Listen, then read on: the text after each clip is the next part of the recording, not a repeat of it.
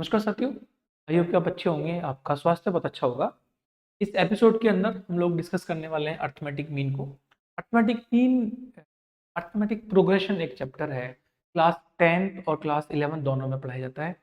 बहुत ही important topic है, बहुत ही इंपॉर्टेंट चैप्टर है और क्लास 10th बोर्ड में बहुत अच्छे अच्छे क्वेश्चन के ऊपर पूछे जाते हैं, इसके बेस पे पूछे जाते हैं। तो हम लोग इस वीडियो के अंदर इस एपिसोड में डिस्कस करेंगे कि अर्थमेटिक मीन कैसे फाइंड आउट करते हैं और इसकी कुछ ट्रिक्स सीखेंगे। मतलब मैं जनरली ट्रिक्स की कभी बात करता नहीं हूँ, लेकिन एक ऐसा टॉपिक है जिसको हम सीख सकते हैं, हम बहुत सारे पॉइंट ऑफ व्यू उसके बारे में ले सकते हैं, समझ सकते हैं उसके बारे में। ठीक है, तो स्टार्ट करते हैं।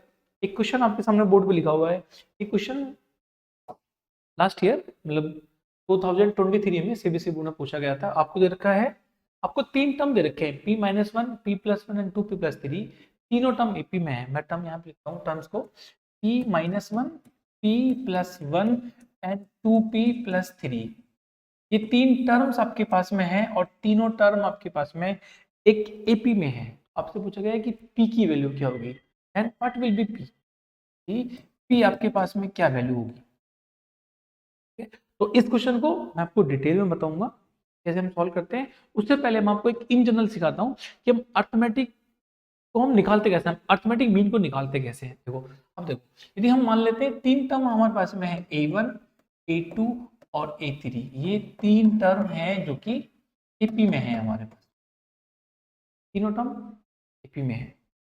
यदि एपी में है, हम कैसे बताएंगे कि ये तीनों टर्म्स एपी में है। आप ऐसे बोल सकते हैं कि एक एपी लिख लेते हैं, एक एक एपी लिखते हैं 5, 10, 15, 20, 25 एपी है। फर्स्ट टर्म आपके पास में क्या है? फर्स्ट टर्म आपके पास में 5 है। आप बोलेंगे फर्स्ट टर्म 5 है। डी कितना है? D means common difference. Common difference कितना है आप चेक करेंगे। कॉमन डिफरेंस आप किसी भी नेक्स्ट टर्म में से एक प्रीवियस टर्म को माइनस करेंगे, मीन्स आप बोल सकते हैं 10 - 5 विच इज 5। जो कॉमन डिफरेंस है वो 5 है। आपको यदि कोई नेक्स्ट टर्म फाइंड आउट करनी है, आप प्रीवियस टर्म में से एक टर्म को ऐड कर दीजिए। आपके पास में नेक्स्ट टर्म, आपको यहाँ पे एक टर्म लिखना है। अब 25 में 5 ऐड करिए, 30 आएगा। तो 30 आपके पास में एक नेक्स्ट टर्म है जो कि कॉमन डिफरेंस ऐड करने के बाद आपको मिलती है। ठीक है, तो यदि मैं आपसे बोलूं कि ये तीन टर्म आपके पास में है A1, A2, A3, यदि ये एपी में है तो इनमें क्या रिलेशन बन के आ सकता है उसकी बात करते हैं।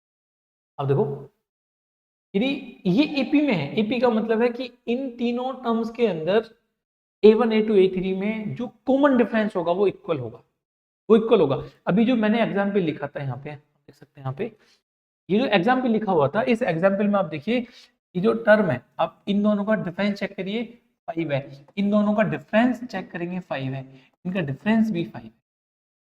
इक्वल टर्म्स में मतलब एक के नेक्स्ट टर्म का जो कॉमन डिफरेंस है वो इक्वल आ रहा है, मींस 5 है। ये भी 5 है, ये भी 5 है। अब किन्हीं भी दो कॉन्जिक्यूटिव टर्म्स का डिफरेंस निकालेंगे 5, अभी तो आपके पास में एक एक एपी बन के आती है। इसका मतलब है यदि मैं इन दोनों का एक डिफरेंस निकालूंगा और इन दोनों का डिफरेंस निकालूंगा तो इक्वल आना चाहिए, तो डिफरेंस इक्वल आना चाहिए। तो हम इसका एक बार डिफरेंस निकाल लेते हैं। देखो, हम लिख लेते हैं इसको A1, A2, A3। हम इसका एक डिफरेंस चेक कर लेते हैं, हम इसका एक डिफरेंस चेक कर लेते हैं।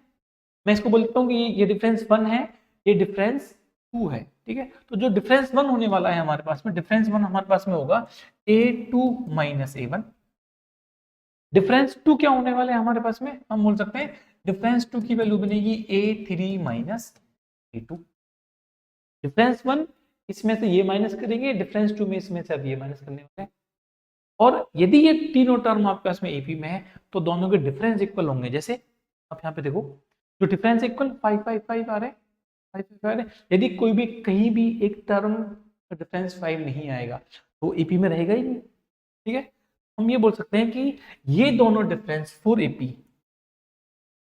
एपी आपके लिए क्या होना चाहिए, D1 की वैल्यू बराबर होनी चाहिए D2 के। D1 की वैल्यू देखो, A2 - A1, आप इस वैल्यू को यहां पुट करो। आप लोगे A2 - A1 बराबर, आप D2 की वैल्यू पुट करेंगे A3 - A। ये वैल्यू बनेगी A2 - A1 equal to A3 - A2। देखो A2 और A2 सेम नंबर्स हैं, एक तरफ लेके आ जाते हैं इनको। हम ऐसे बोल लेते हैं कि जो A2 है हमारे पास में A2, ये A2 जब इक्वल साइन के आगे जाएगा तो आपका साइन चेंज करेगा, अभी किस में, माइनस में, ये बन जाएगा प्लस में, प्लस A2 बराबर, हम इस टर्म को आगे लेके जाते हैं, ये बनेगा A3 प्लस A1। अब इन दोनों को ऐड करेंगे, आप बोलेंगे वैल्यू बनेगी 2A2 equal to A1 plus 3। ये आपके पास में एक कंडीशन बनी। और आप चाहें तो इसको ऐसे भी लिख सकते हैं, और करके आप बोलेंगे A2 की वैल्यू बन के आएगी आपके पास में A1 प्लस A3 अपॉन 2, ये वैल्यू बन के आएगी 2A2 equal to A1 plus A3 आ जाए, और आप A2 की value A1 plus A2 by 2 कर सकते हैं, तो बोलते हैं हम अर्थमेटिक मीन। कैसे, देखो हमारे पास में एक टर्म है A1, एक टर्म है A2, एक टर्म है A3, इसके लिए अब बोलेंगे 2A2 is equal to A1 plus A2 condition number 1, ये बोल सकते हैं। और हम ये बोल सकते हैं कि A2 की वैल्यू आती है A1 प्लस A3 बाई 2, हम इसको कंडीशन नंबर 2 बोल सकते हैं।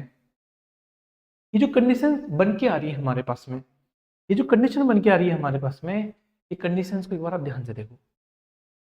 आप इन दोनों टर्म को ऐड कर रहे हैं, बाई 2 कर रहे हैं, तो आपको ये मिल जा रहा है। बाई 2 करेंगे तो आपको मिडिल टर्म मिल के आ रही है। इसका मतलब है कि ये जो इसके आसपास के जो टर्म्स हैं, इन दोनों टर्म्स को आप एवरेज निकाल लें, मीन निकाल लें। दो टर्म है A1 और A3, A1 A3 ऐड करेंगे, बाई 2 करेंगे, A2 की वैल्यू आ रही है।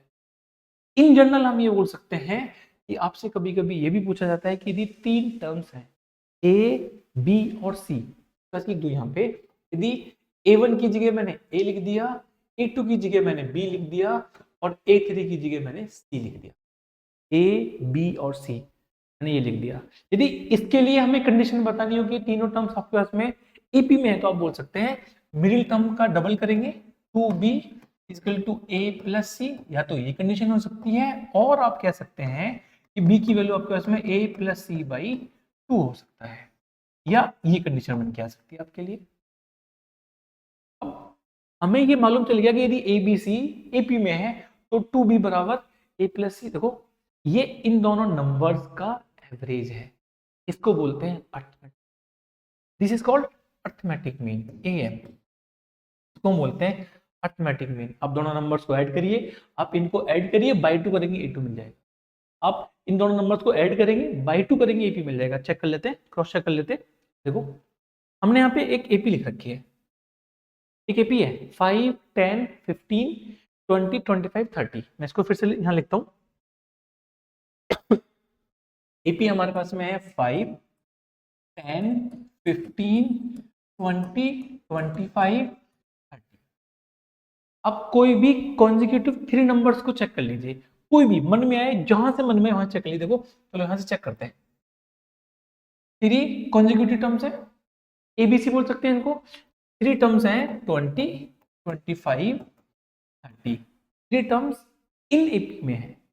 आप इस मिडिल टर्म को छोड़ दीजिए, आप इन दोनों को ऐड करिए, ऐड करेंगे, आप बोलेंगे 20 प्लस 30 बाई 2 करेंगे, वैल्यू बनेगी 50 बाई 2 मीन्स 25, 25 ये लिखा।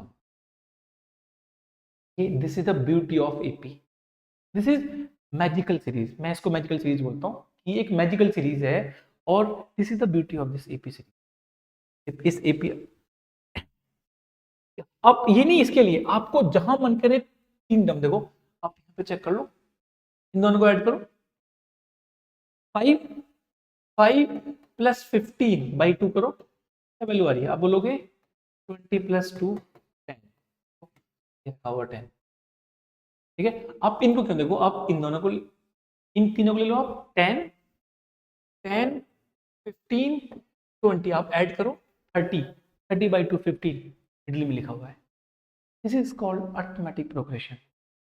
ठीक है, यदि ये अर्थमेटिक प्रोग्रेशन है, अब हम अपने क्वेश्चन नंबर 1 पे आ जाते हैं। जो हमारा क्वेश्चन नंबर 1 है, तो हम जिसको बात कर रहे थे, ये था हमारे पास में क्वेश्चन, दिस इज क्वेश्चन। यदि ये क्वेश्चन हमें दे रखा है, और बोर्ड में ऐसे बहुत सारे क्वेश्चन पूछे जाते हैं, मेरे पास और भी क्वेश्चन है, उनको भी हम बात करेंगे। अब आपको दे रखा है कि आपके पास में ये नंबर्स हैं P-1, P+1, 2P+3 AP में है। यदि ये AP में है तो आपको P की वैल्यू फाइंड आउट करनी है कि P की वैल्यू क्या होगी। हम ये कह सकते हैं कि ये आपके पास, आप इसको ए मान लो, ये ए है, ये बी है, ये सी है। अकॉर्डिंग टू अर्थमेटिक मीन आप बोल सकते हैं अर्थमेटिक मीन जो आपके पास में होता है उसमें बी की वैल्यू होती है आपके पास में ए प्लस सी बाई टू, ये अर्थमेटिक मीन होता है। और आप ये कह सकते हैं, चलो ठीक है, आप ये ना लिखो तो आप ऐसे लिख लो, two B is equal to A plus C होता है। आप इसको आपने बी मान रखा है, इसको आपने ए माना है, ये ए है, ये बी है, ये सी है, ये उठा के वैल्यू यहाँ रख लो, ये वैल्यू यहाँ रखो। देखो बी क्या है, बी है आपके पास में पी प्लस वन, आप बोलेंगे two P plus one equal to A क्या है पी माइनस वन, हम बोलेंगे P minus one plus C क्या है two P plus three, two P plus three, ये वैल्यू बनेगी two P plus two equal to, ये बनेगा आपके पास में ये थ्री पी ये बनेगा टू। देखो टू से टू कैंसिल हो गया, या आप कैंसिल नहीं करना चाहो इसको तो इसको हम ऐसे लिख लेते हैं, अभी ऐसे लिख लेते हैं, ये वैल्यू बनेगी two P plus two equal to three P plus two, इन दोनों को उठा के एक तरफ लेके जाओ, क्या वैल्यू बनेगी हमारे पास में, ये वैल्यू बनेगी हमारे पास में three P minus two P plus two minus two equal to zero, ये कैंसिल हो गया, ये बना P equal to zero, P की वैल्यू आ रही है zero, P is zero. Option check करो, पी ऑप्शन में है, अब देखो पी की वैल्यू जीरो इस ऑप्शन में, सी ऑप्शन है, यहां तक आपने सही करा है। ये आपका इस क्वेश्चन का एक स्टेप है सॉल्व करने का, हमने पी निकाल लिया, लेकिन आपको यहां नहीं रुकना है, आपको 30 सेकेंड्स और देने क्वेश्चन को। आपने जो पी फाइंड आउट करा है, इस पी को पहले यहाँ पे जाके रख के चेक करो, आपने जो आंसर निकाला है वो सही है या गलत है। अब जाओ यहाँ पे आंसर चेक करो, देखो हम इस जगह पी की वैल्यू पुट करते हैं, पी देखो यहाँ पे पी की वैल्यू क्या आ रही है जीरो, पी जीरो, आप बोलेंगे zero minus one, zero minus one, आप बोलेंगे जीरो प्लस वन, आप बोलेंगे two into zero plus three, ये वैल्यू बनेगी माइनस वन, ये वैल्यू बनेगी plus one, this is three.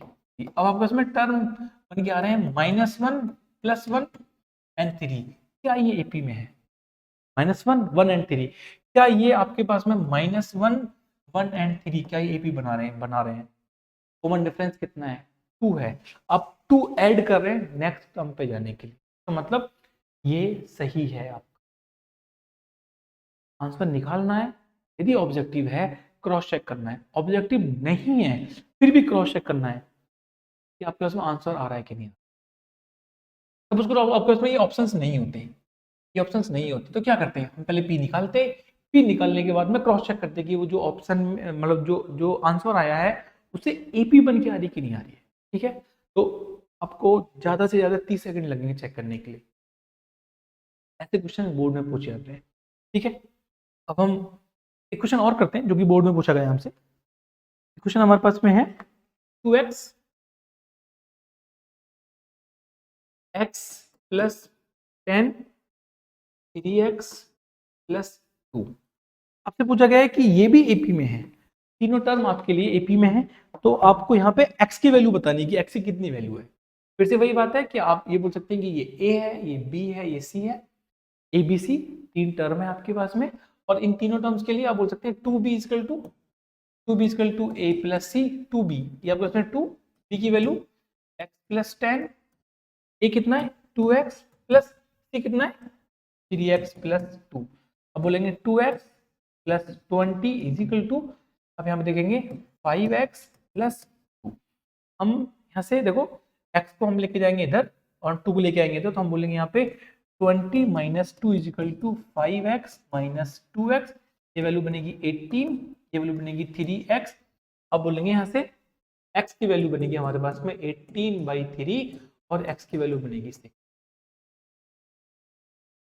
आप आंसर 6 लिख के आएंगे, लेकिन क्रॉस चेक करेंगे, आप चाहें तो चेकिंग आप साथ में यहाँ पे कर सकते हैं, और रफ वर्क पे पीछे जब जहाँ पे भी आप लिखेंगे आप अपना रफ कार्य करेंगे, आप वहां पे जाके भी चेक कर सकते हैं कि x की वैल्यू कितनी है, आप रखिए यहाँ पे जाके पहले 2x x प्लस 10 और 3x प्लस 2, आप चेक करिए x रखिए, कितना x है 2 into six plus 6 plus 10 then 3 into X 6 plus 2, ये वैल्यू बनेगी 12, ये वैल्यू बनेगी 16 और ये वैल्यू बनेगी 20।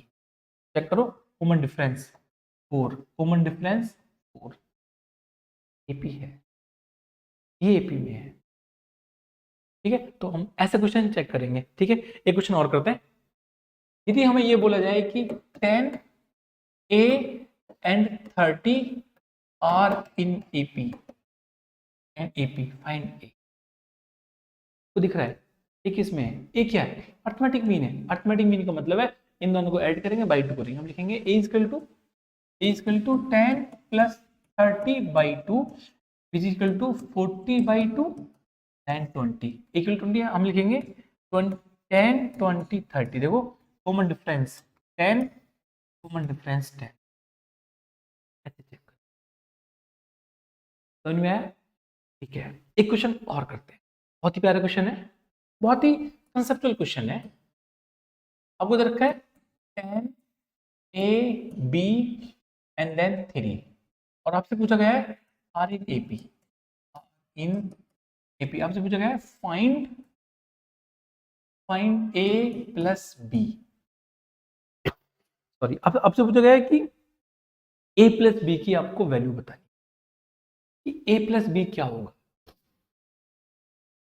और एपी आपसे पूछा गया है कि यदि ये आपको गिवन है तो आपको ए प्लस बी की वैल्यू क्या है। आप चाहें तो इस क्वेश्चन को अर्थमेटिक मीन से भी सॉल्व कर सकते हैं।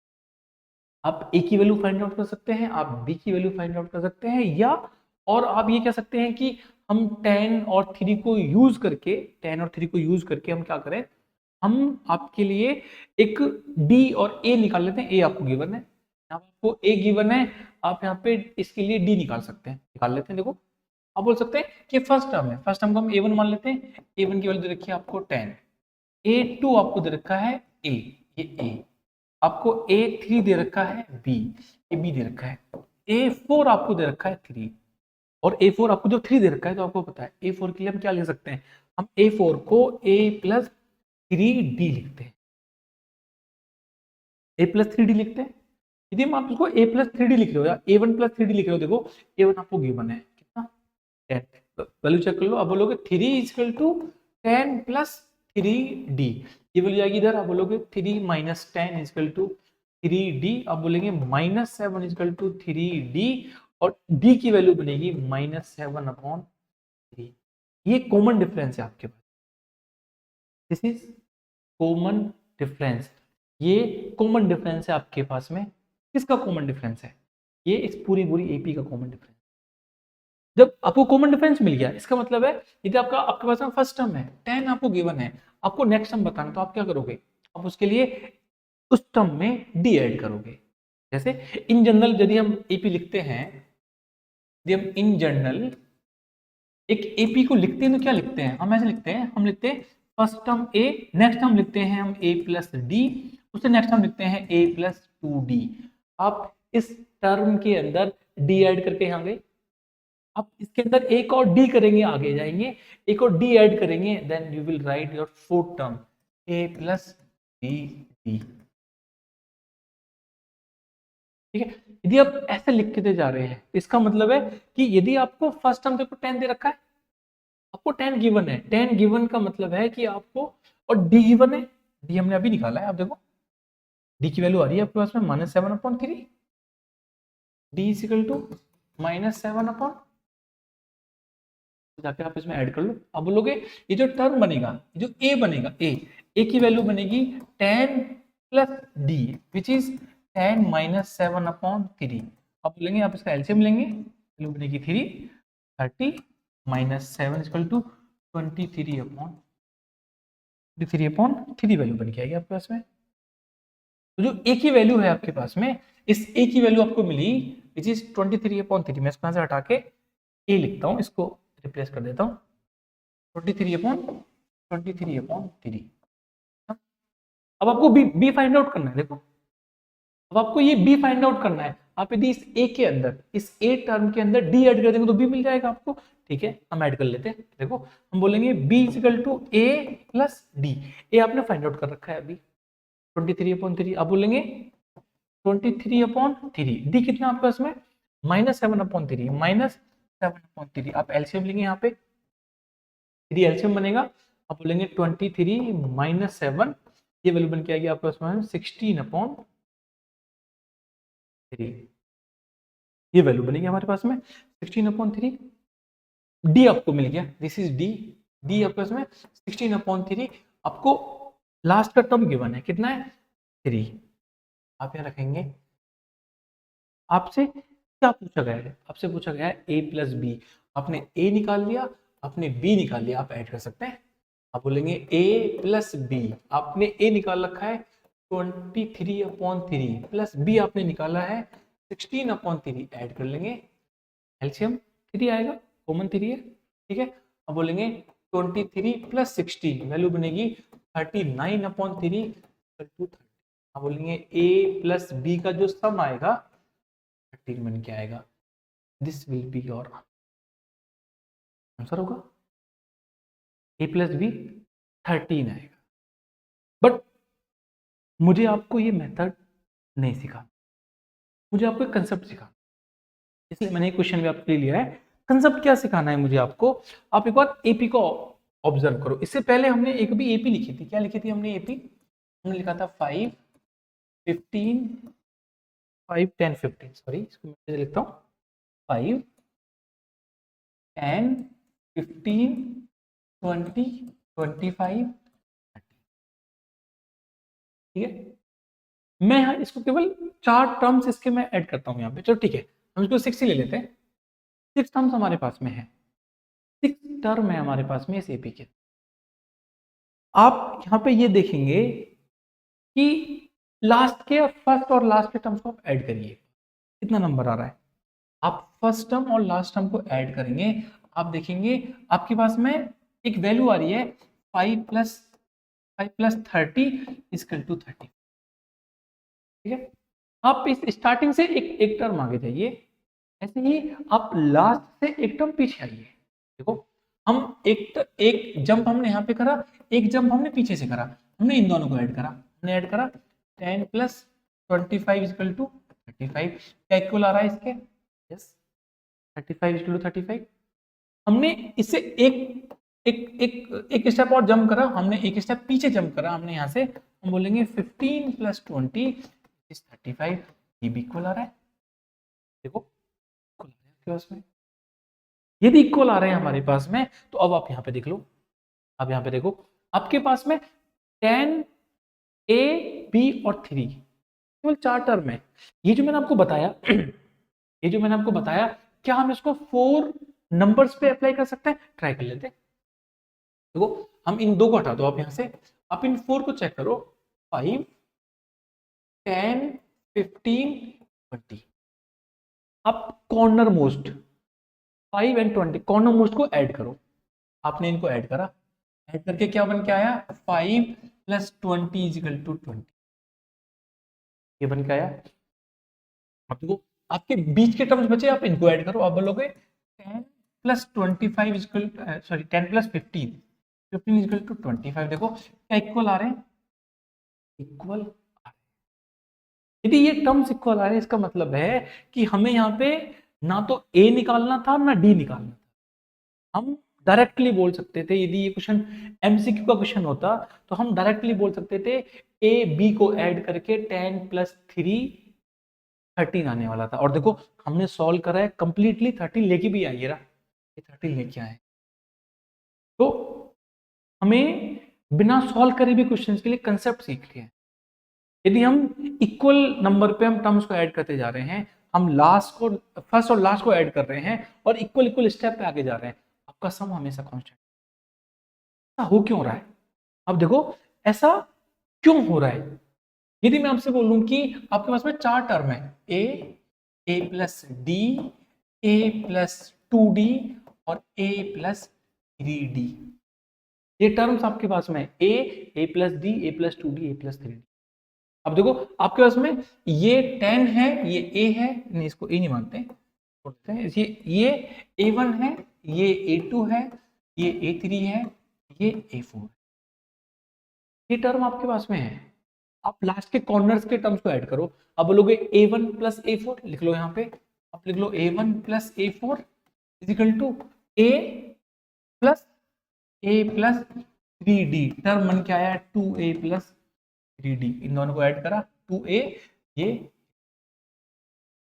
2a plus 3d। देखो इनको ऐड करो भाई, आपके पास में ये टर्म ऐड हो गए, मिडिल टर्म को चेक करो। अब बोलोगे a2 प्लस a3, वैल्यू बनेगी आपके पास में a plus d plus a plus 2d। अब देखो ऐड करोगे इनको तो ये बनेगा 2a d and 2d, add करेंगे क्या वैल्यू बनेगी 3d, तो ये बनेगा आपके पास में 2a प्लस 3d। देखो ठीक है, तो आई होप कि ये कंसेप्ट आपको समझ में आया होगा, अरिथमेटिक मीन आपको समझ में आया होगा। Thank you so much.